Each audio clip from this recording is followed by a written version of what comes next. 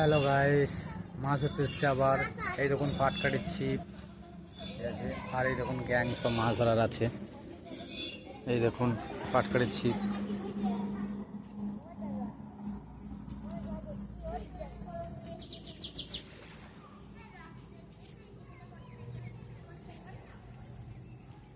উফ,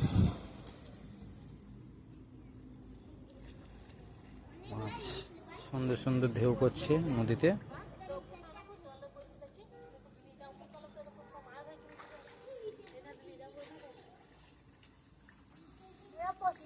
তুল তুল তুল তুল তুল মাছটা তুল, দেখাইতে হবে, তুল। এই দেখুন মাছ, পুঁটি মাছ।